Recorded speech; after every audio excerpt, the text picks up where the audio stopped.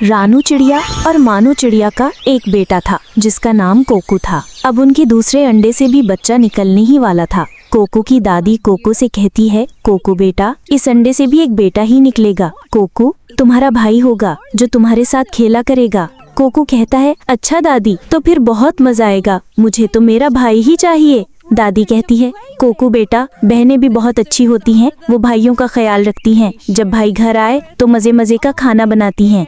दादी कहती है, ऐसी मनहूस जबान मत इस्तेमाल करो, मुझे तो पोता ही चाहिए। माँ कहती है, माँ जी, आप ये क्या कह रही हैं? बेटियाँ भी घर की रौनक होती हैं। दादी कहती है, रहने दो ऐसी रौनक, जाओ और बाजार से मेरे लिए पान लेकर आओ। रानू चिड़िया अपनी सास के लिए पान लेने बिल्ली की दुकान पर जाती है। वो कहती है, बिल्ली भाई, मुझे एक पान दे दो। बिल्ली कहती है, ये लो पान।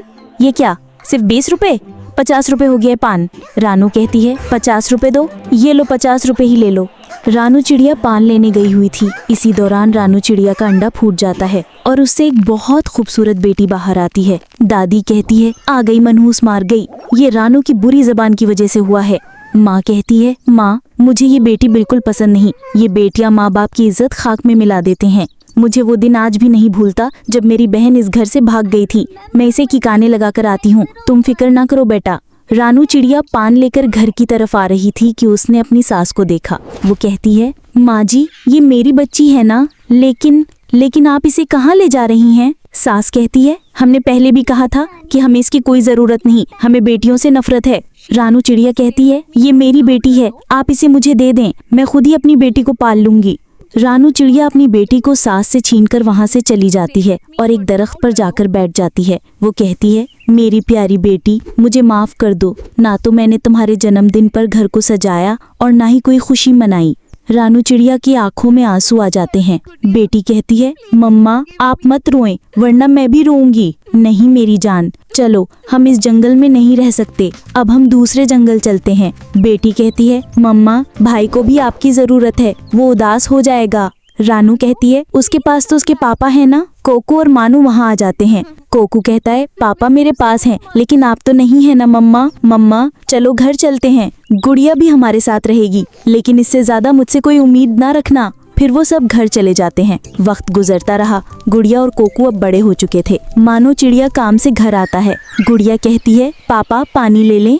मानो गिलास पकड़कर जमीन पर मार देता है। कितनी बार कहा है, तुम मेरी बेटी नहीं हो, तभी मुझे पापा मत कहना, मैं सिर्फ कोकू का पापा हूँ। गुड़िया रोते हुए मम्मा से कहती है, मम्मा, पापा मेरे साथ ऐसे क्यों करते हैं? मैं तो उनसे बहुत प्यार करती हूँ, वो हमेशा मुझ पर गुस्सा करते हैं। क्या मैं इतनी बुरी हूँ? दादी भी मुझे मनहूस कहती हैं। रानू कहती है, नहीं बेटी, ऐसी कोई बात नहीं, मेरी बेटी बहुत अच्छी है, इनकी बातें दिल पर मत लो, जाओ अपनी इम्तिहानात की तैयारी करो। गुड़िया उदास होकर वहाँ से चली जाती है। रानू मानो से कहती है, पति जी, आप गुड़िया से इतनी नफरत क्यों करते हैं? वो तो एक मासूम बच्ची है, हमेशा उदास रहती है। मानो कहता है, नहीं, अच्छी नहीं लगती तो बस नहीं लगती। रानू कहती है, मैं सब जानती हूँ, अगर बेटियों को घर में प्यार और अपनायत ना मिले तो वो बाहर से इसकी तलाश करती हैं। आपकी बहन ने भी यही किया। मानो गुस्से में कहता है, तुम्हें नहीं लगता तुम ज्यादा बोल रही हो? रानू कहती है, नहीं, मैं सिर्फ इतना समझाना चाहती हूँ कि अगर बेटियों से प्यार से और दोस्त बनकर रहा जाए तो कभी बुरा वक्त नहीं आता। वक्त गुजरता रहा।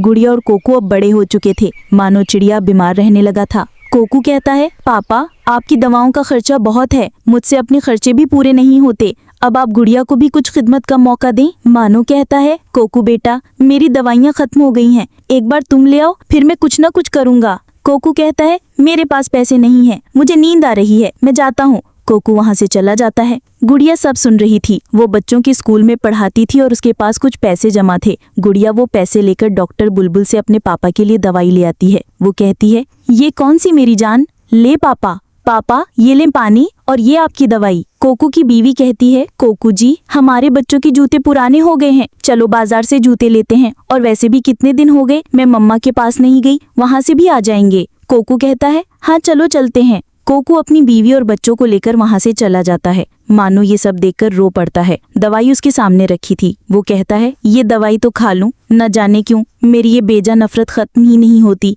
नहीं, मैं अपनी बेटी से नफरत नहीं करता, अब मैं बहुत शर्मिंदा हूँ, बहुत शर्मिंदा।